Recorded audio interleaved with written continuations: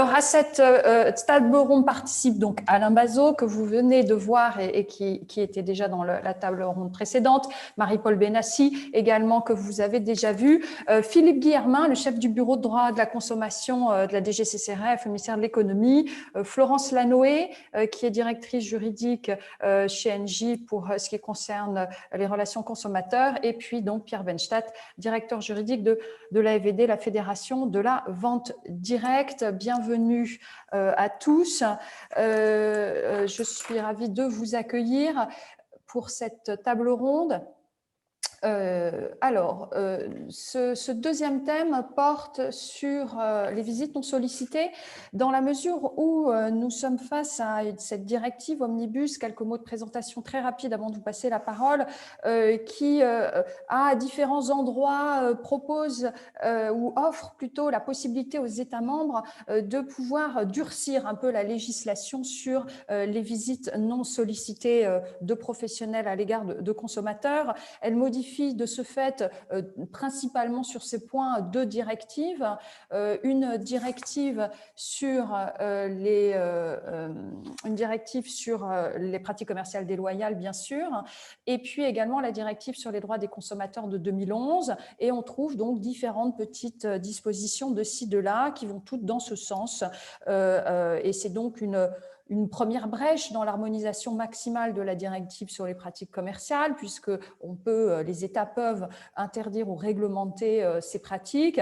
Et puis, côté droit des consommateurs, en ce qui concerne les contrats conclus en rétablissement, les États peuvent, c'est encore une option, allonger le délai de rétractation et le faire passer de 14 à 30 jours. Donc, ces différentes dispositions peuvent alourdir les règles sur les visites non sollicitées. Et pour discuter de cette opportunité laissée aux États, de cette option, nous recevons nos pénalistes panélistes plutôt. Et je vais commencer par poser une première question à Marie-Paul Benassi, représentante de la Commission européenne. Pourquoi avoir introduit dans cette législation européenne autant de dispositions sur les visites non sollicitées? Pourquoi cette méfiance à ce moment-là? Pourquoi pas d'ailleurs en 2005? Pourquoi maintenant? Et pourquoi une brèche dans l'harmonisation maximale? D'abord, merci beaucoup pour cette question et désolée de monopoliser un peu la place dans cette table ronde, mais je vais être très très brève sur ça. Cette question, d'abord, premièrement, il y a des considérants pour ces dispositions et ils sont très très clairs. C'est pas une méfiance vis-à-vis de la vente à domicile. C'est un pan de l'activité économique importante qui aussi est utile pour les consommateurs. Mais malheureusement, le vieillissement de la population, la désertification des campagnes font que le consommateur qui est le consommateur, disons, le plus fréquent de ce genre de service de vente à domicile, devient de plus en plus vulnérable. Et il se trouve que dans certains États membres, il y a pas mal de problèmes avec des entreprises très peu scrupuleuses et cela demande de mettre en œuvre des moyens de surveillance importante et donc c'est pour ça que pour répondre à cette demande des États membres de mieux protéger leurs consommateurs vulnérables, notamment les personnes âgées dans les campagnes, ils peuvent décider de prendre des mesures relativement contraignantes pour encadrer cette vente. Et je rappelle, c'est la vente à domicile non sollicitée. Donc Donc, c'est quand même très différent de vous recevez une invitation à contacter un professionnel pour venir faire je sais pas moi, un examen des besoins de réparation de votre maison.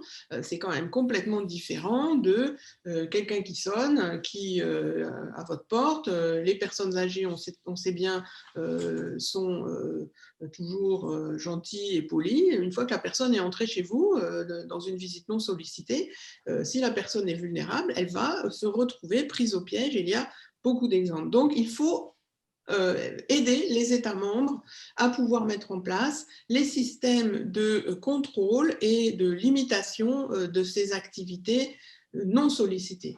Et dans ceci est inclus aussi les visites organisées en dehors du domicile des consommateurs, en profitant de l'isolation des consommateurs. Donc, on dit, oh, on va vous faire visiter je ne sais quel château à 20 km, et à côté du château, il y a un hangar où on va leur vendre, par des méthodes de vente forcée, des choses dont ils n'ont pas besoin.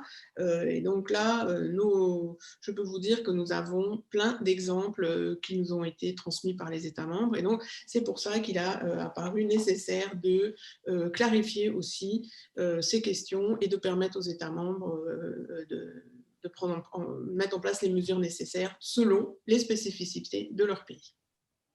Merci Marie-Paule pour ces explications. Alors, je me tourne maintenant vers Philippe Guillermin de la DGCCRF. Merci d'être là. Évidemment, on aurait eu plein de questions à vous poser déjà sur la table ronde d'avant, mais on va les limiter à celle-ci. Puisqu'il y a cette possibilité de transposition, c'est une option. Là, à la différence du thème précédent, là, c'est une option laissée aux États membres qu'offre la directive. En l'état, puisque la transposition n'est pas encore réalisée, mais en l'état, est-ce que la France va souhaiter actionner cette option et prévoir des dispositions plus spécifiques sur les visites non sollicitées? Oui, bonjour. Tout d'abord, Carole, je m'associe aux intervenants précédents pour saluer tout d'abord l'initiative qui consiste à organiser cet événement, et puis la création donc de la chaire du droit de la consommation. Je crois qu'effectivement, tout le monde a clairement déjà développé, précisé et souligné l'importance de la création de cette chaire consacrée au droit de la consommation. Alors, pour répondre à votre question et à la suite de ce que vient de dire Marie-Paule, alors tout d'abord, pour resituer un petit peu le rôle de la DGCCRF, mais vous l'avez dit, Carole, nous sommes l'autorité de contrôle chargée de faire en sorte que, bien évidemment, les règles concernant les conditions dans lesquelles les contrats conclus hors établissement, ces règles soient respectées et le cas échéant, bien évidemment, nous sommes habilités à prononcer des sanctions, notamment des sanctions administratives, mais pas que, il peut y avoir aussi des sanctions pénales. Dans ce cas-là, on transmet bien évidemment nos constatations au parquet pour d'éventuelles poursuites pénales. Ceci dit, s'agissant donc cela a été en précisé s'agissant du rôle de la DGCCRF, effectivement, nous sommes en train de travailler à la transposition de la directive Omnibus qui, soit dit en passant, se fera par voie d'ordonnance, puisqu'on a un projet de loi, d'aucuns l'ont signalé précédemment, qui s'appelle DADU pour diverses dispositions d'adaptation au droit de l'Union européenne, qui est actuellement en cours d'examen au Parlement. Une première lecture a eu lieu au Sénat, et là, nous allons entamer la première lecture à l'Assemblée nationale début du mois d'octobre. Et ce projet de loi habilite le gouvernement ou autorise le gouvernement à procéder à la transposition de cette directive Omnibus dans un délai par ordonnance, dans un délai de 14 mois à compter de la publication de la loi.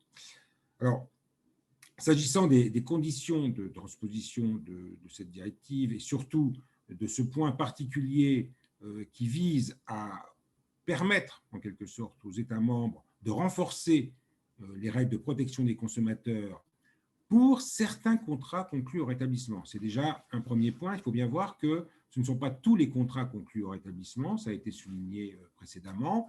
y compris d'ailleurs ceux qui sont conclus au domicile des consommateurs. Il s'agira de contrats qui sont conclus ou proposés au consommateur à son domicile en l'absence de sollicitation, enfin, sans que celui-ci ait donné son consentement à cette prospection, cette forme de prospection. C'est-à-dire qu'en gros, ça exclut notamment des contrats qui sont conclus sous la forme de ce qu'on appelle des ventes en réunion, c'est-à-dire par exemple les ventes Tupperware, où là, le consommateur, lui, préalablement à cette vente, donne son consentement. Elle est organisée chez lui, donc on est bien dans le cadre d'une vente à domicile, mais il ne s'agit pas d'une vente qui a été conclue sans que celui-ci consente préalablement à la visite d'un démarcheur à son domicile. Donc on est vraiment là sur des catégories de contrats, si vous voulez, où effectivement, il y a une vulnérabilité quelque part plus grande des consommateurs. Et l'autre cas qui a été également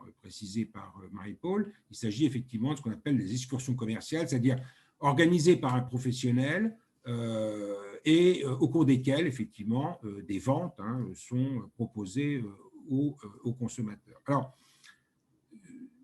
il y a donc là deux types de contrats, effectivement, avec des risques, disons, pour le consommateur qui sont plus grands que pour d'autres types de contrats au rétablissement. En droit français, il y a toujours eu un niveau de protection quand même plus important pour les contrats hors établissement, et notamment ceux-là, que par exemple pour les contrats conclus à distance. C'est pour ça que nous, on a toujours été un petit peu réticents sur un alignement total, si je puis dire, des deux régimes, vente à distance et contrat d'établissement, tel que ça a été fait avec la directive de 2011 sur les droits des consommateurs. Pour revenir à votre question, la France va-t-elle mettre en œuvre ces options, puisqu'il ne s'agit que d'options. Je vous dirais qu'à ce moment précis, il n'y a pas eu encore de décision de prise, il y a une expertise qui est menée. Il faut bien voir de quelle mesure, en gros, il s'agit. En fait, la directive autorise les États membres, tout d'abord, à encadrer plus sévèrement les conditions dans lesquelles ces contrats sont proposés aux consommateurs. Et c'est en cela qu'elle aménage la directive sur les pratiques commerciales déloyales, puisqu'elle autorise, en vue d'éviter ou de renforcer encore plus le consommateur contre d'éventuelles pratiques commerciales trompeuses ou agressives, parce qu'on a déjà quand même un certain nombre de dispositions qui protègent le consommateur, y compris à son domicile, contre notamment des pratiques agressives, c'est-à-dire des pratiques commerciales qui se caractérisent par une forme de harcèlement, voire même de violence morale exercée, de pression contre le consommateur et contre son gré, bien évidemment. Donc on a déjà des dispositions protectrices. Maintenant, effectivement, la directive permet d'aller plus loin pour ces contrats spécifiques que j'ai rappelés, puisque si on s'en réfère effectivement à un des considérants de la directive, il serait loisible aux États membres, par exemple, de fixer des horaires pendant lesquels ces visites non sollicitées peuvent avoir lieu. Passer ces horaires, au-delà de ce cadre horaire, eh bien, seuls les visites à domicile qui ont reçu l'approbation préalable expresse du consommateur pourraient avoir lieu.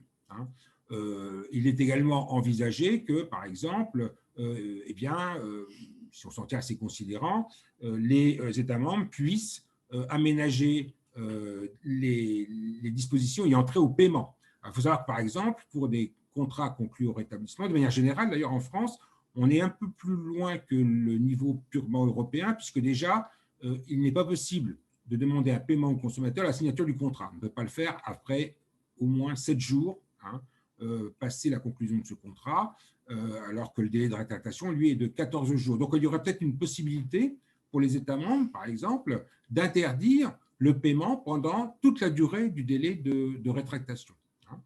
Donc, voilà ce type d'aménagement que les États membres pourraient, le cas échéant, décider. En tout cas, c'est dans cet esprit-là que les dispositions de la directive dont on parle ont été adoptées. L'autre volet, c'est les conditions contractuelles elles-mêmes, c'est-à-dire les obligations contractuelles, une fois que le contrat est conclu. Il y en a en fait deux. Il y a, comme vous l'avez rappelé, un allongement du délai de rétractation qui passerait de 14 jours à 30 jours pour ces contrats. Et puis, effectivement, la possibilité pour le consommateur de se rétracter dans des situations qui, jusque-là, excluent justement l'exercice du droit de rétractation. Il y a un certain nombre d'exceptions, si vous voulez, à l'exercice de rétractation. Eh bien, dans certains cas, pour ces contrats-là, les contrats à domicile sans que le consommateur ait consenti à la visite du démarcheur et les contrats conclus lors d'excursions commerciales, eh bien, les exceptions au droit de rétractation seraient moins nombreuses. Il serait possible de revenir sur son engagement pour ce consommateur, quand bien même, par exemple, une prestation de service a été pleinement exécutée, ce qui n'est pas le cas au regard du droit existant, du droit positif. Il pourrait également revenir sur son engagement, y compris lorsque le contrat a pour objet, par exemple, ce qu'on appelle un bien nettement personnalisé. Donc voilà, donc on aurait une facilité plus importante pour les consommateurs de se rétracter. Alors, comme je vous le disais, la décision du gouvernement français n'est pas encore arrêtée à ce stade. On expertise un petit peu tout cela. On voit surtout l'intérêt qu'il y aurait pour les consommateurs de voir leurs droits renforcés en la matière. Par exemple, on peut légitimement se poser la question de savoir si on a déjà un droit de rétractation de 14 jours, ce qui est déjà conséquent, si je puis dire. Est-ce que, effectivement, le fait de le passer à 30 jours, ça présente un intérêt supplémentaire? La question peut se poser légitimement. Donc, on n'a pas arrêté notre position à ce stade. Bien évidemment, le gouvernement, les services travaillent à ces différentes options. Il y a un point important quand même. Il faut bien voir que ces sujets-là n'ont pas encore été… Alors, la Commission, et là je me tourne vers Marie-Paul, a mis en place des ateliers de suivi de la transposition de cette directive. Ces sujets-là n'ont pas, ce sujet-là n'a pas encore été abordé. Il serait intéressant quand même d'échanger avec nos homologues pour voir un petit peu les conditions dans lesquelles les droits nationaux pourraient être renforcés sur ces différents points, voir d'abord quels sont les États membres qui sont intéressés pour la mise en œuvre de ces options. Et il serait intéressant d'échanger entre nous et on a l'intention justement, bien évidemment, de profiter des prochains ateliers. Malheureusement, le calendrier a été perturbé suite à la situation sanitaire, mais il devrait de nouveau reprendre, enfin j'espère en tout cas même à distance.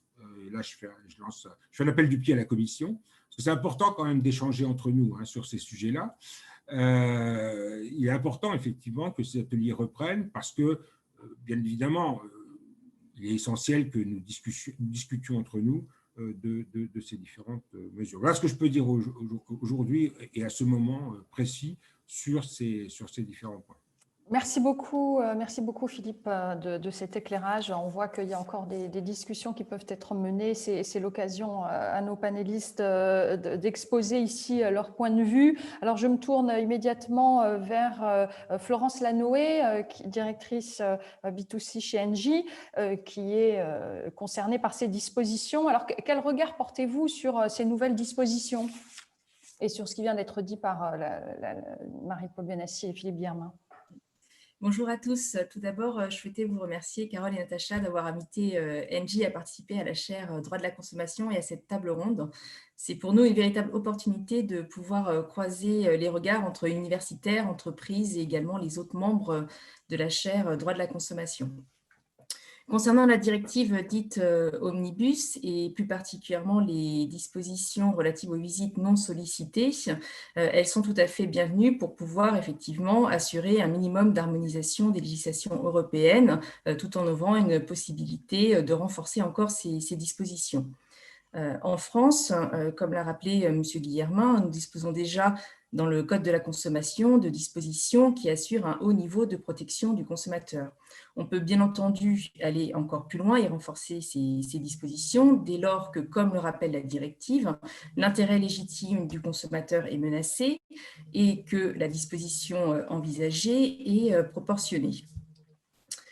Donc, j'entends bien qu'effectivement, les décisions pour l'instant ne sont pas encore arrêtées au niveau du gouvernement concernant les dispositions qui pourraient être transposées, enfin de la directive Omnibus qui pourrait être transposée.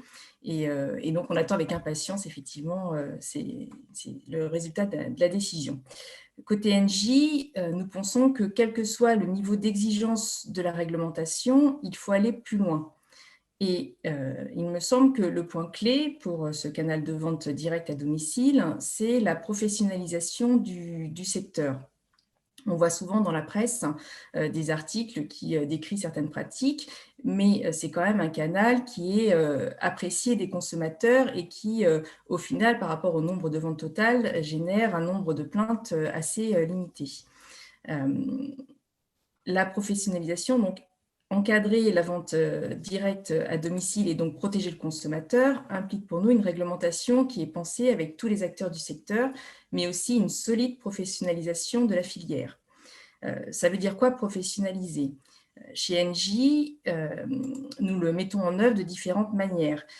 Tout d'abord, pour nous, la professionnalisation, ça passe d'abord par la formation. Engie a créé une école des ventes. C'est une formation qui permet de donner les clés concernant l'ouverture du marché de l'énergie, qui permet également de donner des clés sur la façon de vendre, sur nos offres d'énergie, leur compréhension et également les pratiques loyales de vente. Ces formations ont été co-construites avec des partenaires et présentées également à des associations de consommateurs qui ont salué le travail réalisé. Et la professionnalisation, ça passe aussi par, il nous semble, une réflexion autour de la rémunération des vendeurs. Nos partenaires travaillent actuellement sur l'intégration d'une rémunération fixe, une partie fixe dans la rémunération, en plus de la partie variable. C'est également un haut niveau d'exigence en matière de qualité. Donc ça passe par le contrôle et les sanctions des pratiques qui ne seraient pas conformes à nos attentes. Et à titre d'exemple, concernant Engie, nous avons désaccrédité en 2019 plus de 200 vendeurs. Donc, bien entendu, et également, nous avons mis fin à certains contrats avec nos partenaires. Bien entendu, tout ceci, c'est dans l'intérêt du consommateur et pour sa protection. Et également, si je peux citer encore quelques exemples sur cet aspect protection du consommateur, nous avons également mis en place d'autres bonnes pratiques, telles que, par exemple, la remise d'un flyer pédagogique qui explique aux consommateurs le rôle des différents acteurs du marché de l'énergie. On réalise également ce qu'on appelle un appel de bienvenue systématique après la réalisation de la vente, qui nous permet de nous assurer que la vente s'est bien passée et également de confirmer la souscription avec le client. On a également mis en place une charte commerciale exigeante à l'égard des vendeurs, également de tous nos collaborateurs. Et cette charte a été saluée par les associations de consommateurs et également nos partenaires. On a également mis en place une cellule téléphonique qui permet de répondre à toutes les questions des consommateurs qui pourraient se poser lorsqu'ils ont été prospectés et également de répondre aux insatisfactions des clients lors de ces ventes. Ce numéro de téléphone de cette cellule est diffusé sur beaucoup de nos supports et donc accessible très facilement. Donc voilà, cette professionnalisation nous permet de nous améliorer en continu et de renforcer la qualité de nos ventes. Il me semble que la question finale qui peut se poser, c'est de savoir si effectivement on doit compléter la réglementation actuelle ou si en fait cela ne pourrait pas passer par une autorégulation du secteur. Alors, bien entendu, pour que cette autorégulation soit efficace, il faut qu'elle soit un minimum contraignante et obligatoire. Ça, là-dessus, il n'y a pas d'hésitation à avoir. Voilà, donc nous, on pense qu'effectivement, le fait de passer par un droit souple peut aussi permettre d'atteindre les objectifs européens, notamment en France. Après, voilà, donc juste pour conclure, en fait, je souhaiterais vous dire que la mise en place de la charte de droit de la consommation, à mon sens, est idéale pour travailler justement sur tous ces sujets et que de ce travail collectif sortiront des propositions qui pourront, je n'en doute pas, alimenter la DGCCRF dans ses réflexions sur l'évolution de la réglementation en droit français. Merci beaucoup Florence pour ces explications qui nous permettent de comprendre un peu comment fonctionnent les recommandations chez Engie et comment vous essayez de mettre en place ce cadre pour qu'il y ait le plus d'éthique possible. Je me tourne maintenant vers Pierre Wenstadt de la Fédération de la vente directe pour que, à travers lui, il exprime aussi peut-être les points de vue de différents adhérents qui ont pu se manifester sur ce texte et cette éventuelle transposition option laissée aux États. Pierre, qu'en pensez-vous? Merci Carole. Bonjour à tous. Si vous demandez à la Fédération de la vente directe s'il était nécessaire de faire quelque chose d'abord en droit européen, clairement la réponse est non.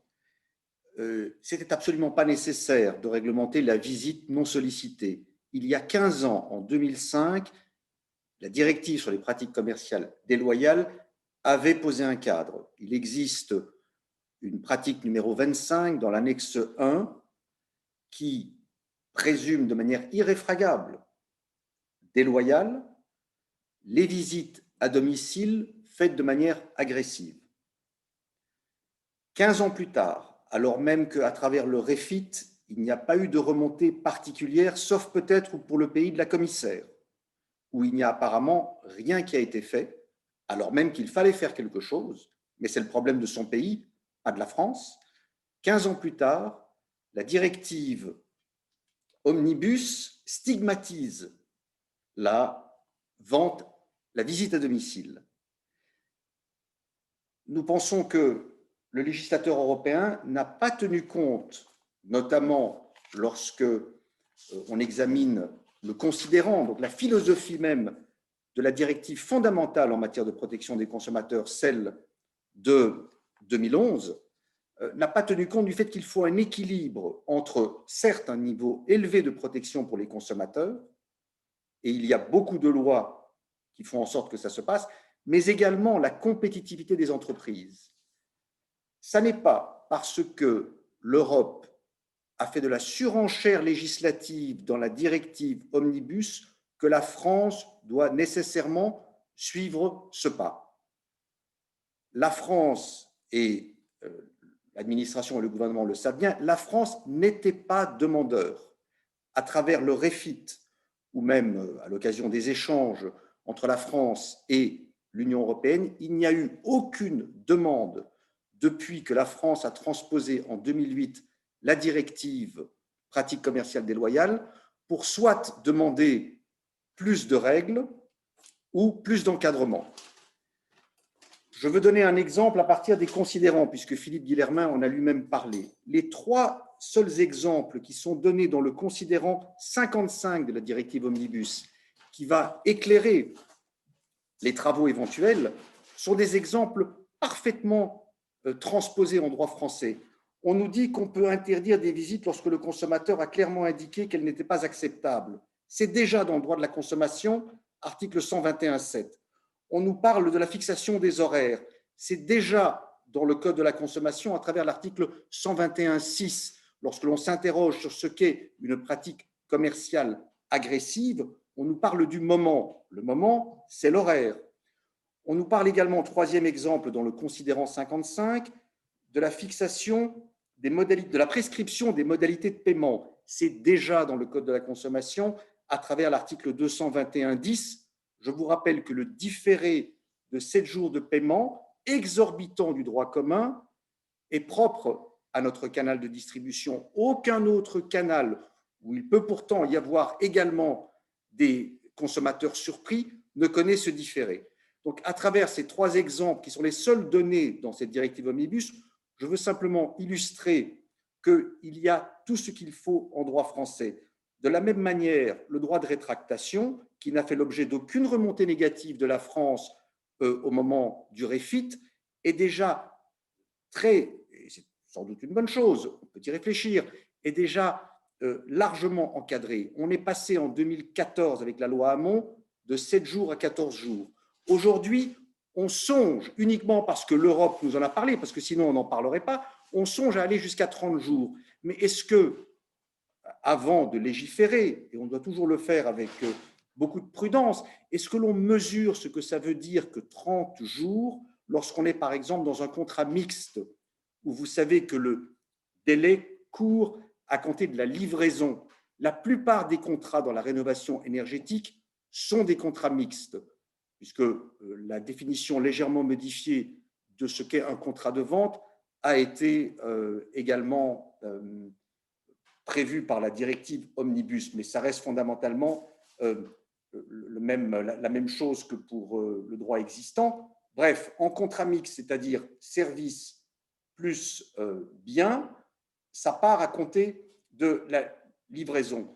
Ce qui veut dire que les enjeux économiques, lorsque l'on commande des choses, qu'ensuite on doit les livrer et on doit attendre, sont considérables. Donc, avant de légiférer, il est très important de parler aux entreprises pour voir les conséquences que ça a, notamment dans un domaine aussi fondamental que la rénovation énergétique, qui fait l'objet de beaucoup de visites à domicile. Enfin, je veux illustrer également, parce qu'on n'en parle pas beaucoup, le considérant 56, après tout, il est là. On envisage éventuellement, ça ne se trouve que dans le considérant et pas dans le corps de la directive, mais on envisage de légiférer dans le cadre de manifestations organisées sur d'autres sites que les locaux du professionnel. Et là encore, je veux simplement rappeler pour nos auditeurs qu'il y a en droit de la consommation, à travers l'article L121.9, en particulier donc en ce qui concerne l'abus de faiblesse, des situations où l'on peut être puni pour des actes qui se passent en dehors du domicile, que ce soit lorsque l'on sollicite les gens à se rendre sur un lieu de vente ou des choses comme cela.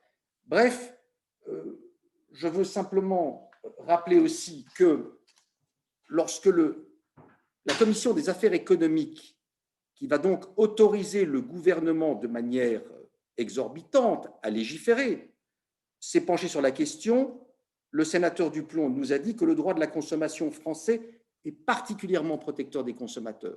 Donc, j'invite vraiment l'administration et le gouvernement à beaucoup échanger avec nous, c'est grâce à cette chaire notamment ce qui est en train de se faire, avant de prendre toute décision. Parce que je rappelle, et je veux terminer par là, qu'on parle ici de pratiques commerciales agressives, extraordinairement sanctionnées. On parle de 2 ans de prison ou 3 ans de prison, de 300 000 ou 375 000 euros d'amende. Les sanctions devaient être fixées par les États, selon l'article 13, qui était la seule partie d'harmonisation minimale dans la directive de 2005. Donc voilà, c'était les quelques observations que je voulais faire. Merci beaucoup. Merci Pierre. Alors, pour terminer sur ta table ronde sur ce thème, je laisse la parole à Alain Bazot pour qu'il réagisse également à ce qui vient d'être dit. On voit des points de vue parfois un petit peu divergents. Quelle est la position des associations de consommateurs sur cette question? En tout cas, la position de l'UFC Que Choisir. Ça ne va peut-être pas tout à fait vous étonner que je ne partage pas le point de vue qui vient d'être exprimé par M. Weinstadt. L'objectif de la directive, c'est protéger les intérêts légitimes des consommateurs. La question est celle de savoir si ces intérêts sont menacés. Et avec la Commission, nous disons oui. Et je voudrais saluer le pragmatisme de la Commission dans le diagnostic, parce que la Commission, sur ces sujets-là, elle n'est pas dogmatique, elle part de l'étude de la situation, comment les consommateurs sont traités, et c'est sur la base de cette réalité de situation qu'elle établit ses projets. Et à cet égard, là aussi, je ne partage pas tout à fait un petit peu le satisfecit que donnait Madame Lanoé en disant que finalement, il y avait peu de problèmes, peu de litiges. En réalité, nous, on part d'un constat qui est une recrudescence des litiges dans le cadre du démarchage. Que ce soit le démarchage à domicile ou le démarchage téléphonique, tout le monde a entendu que les gens n'en peuvent plus d'être sollicités par téléphone. Une loi vient d'intervenir qui, on l'espère, aura une efficacité pour juguler cette immixtion à toute heure par téléphone chez les consommateurs, avec même une interdiction sectorielle de démarchage par téléphone. Donc, on n'en est encore pas là pour le démarchage à domicile. Bref, nous, on constate que les pratiques agressives deviennent la norme. Il faut croire que le cadre législatif a été impuissant à juguler ce phénomène. C'est le premier secteur de litige chez nous. On a à peu près 100 000 litiges qu'on règle à l'UFC. C'est le premier secteur de litige, le démarchage à domicile. Et on a un phénomène de liaison dangereuse, c'est-à-dire que c'est les secteurs où il y a le plus de démarchage qui sont en tête de gondole pour les litiges. Ça, c'est un fait, on ne peut pas l'écarter. À titre d'exemple, sur la rénovation, on a 4 000 litiges, 4 000 plaintes.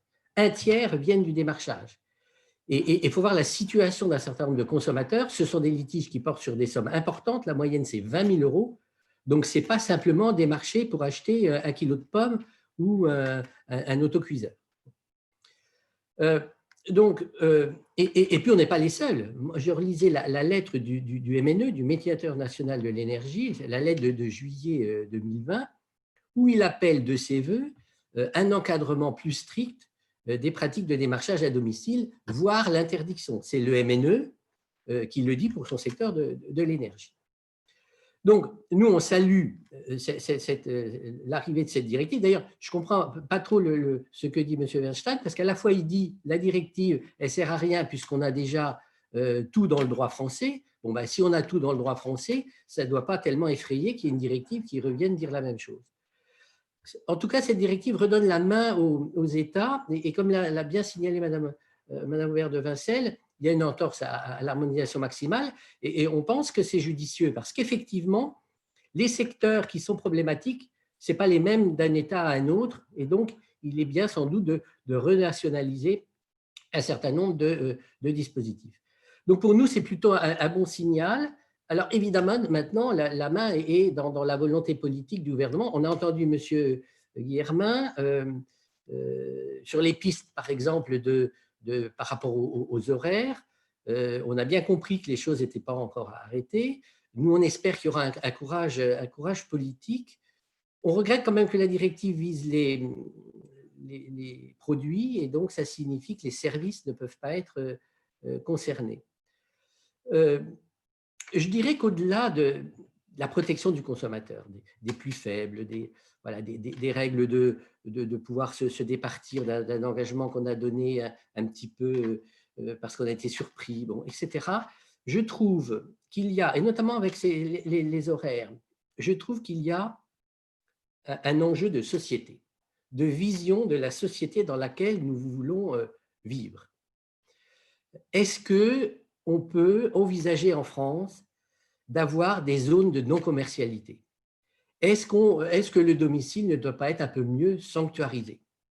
Est-ce qu'il faut autoriser qu'à tout moment, 24 heures sur 24, 7 jours sur 7, qu'on ait une immixtion de la commercialité dans la vie intime, dans la vie de famille, la vie qui sont des rapports de non-commercialité?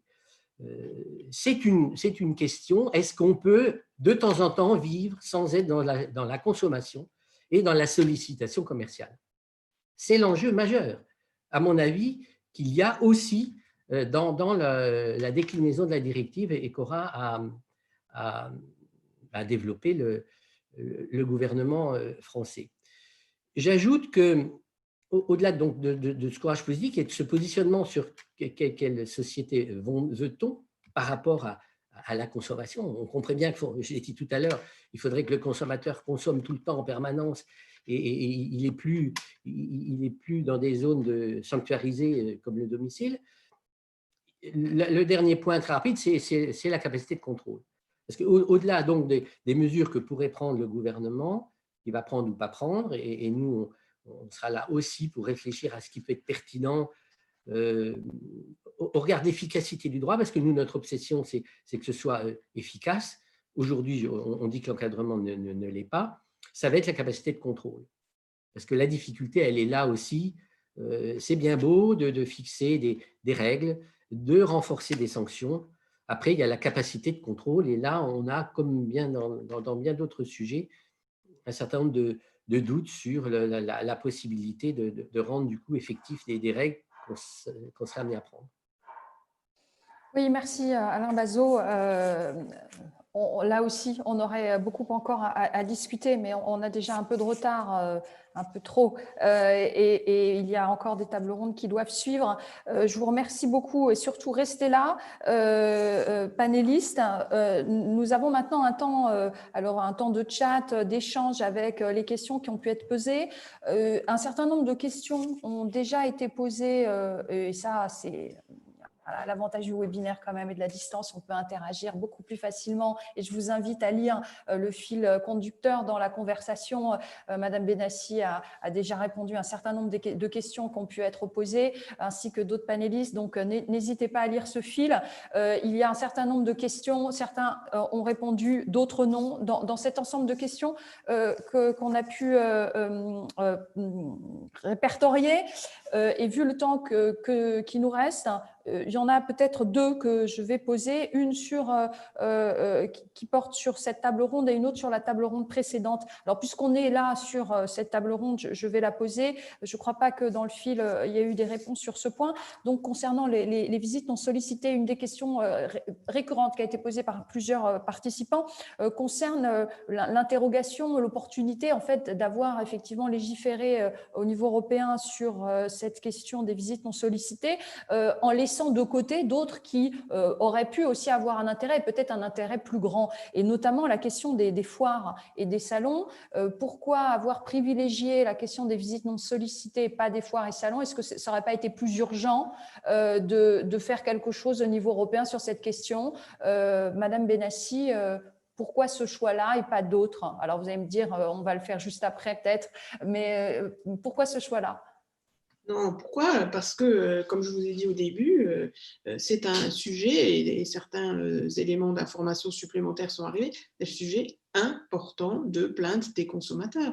Et couplé à cela, l'évolution de la population et le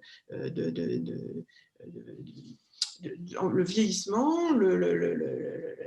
population qui devient plus vulnérable aussi parce qu'elle est plus isolée, etc., sont des phénomènes absolument fondamentaux qui concernent tous les États membres. Et voilà, donc les autres questions, si vous pensez que c'est important, nous avons notre consultation publique ouverte, et donc à tous. Oui, bien sûr. personne qui veut souhaiter des nouveaux développements législatifs européens, je vous invite à répondre à cette consultation publique. Voilà. D'accord, merci. Alors, je pose cette fois une autre question sur mais vous pouvez tous rester là.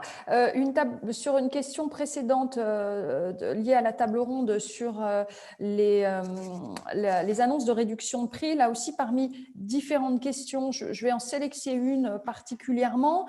Alors, évidemment, tous peuvent y répondre, mais ça concerne particulièrement peut-être ce qu'a voulu faire la Commission européenne et donc peut-être encore une fois, Madame Benassi. En ce qui concerne donc la question du prix antérieur, c'est le prix antérieur qui doit être le prix qui doit être affiché.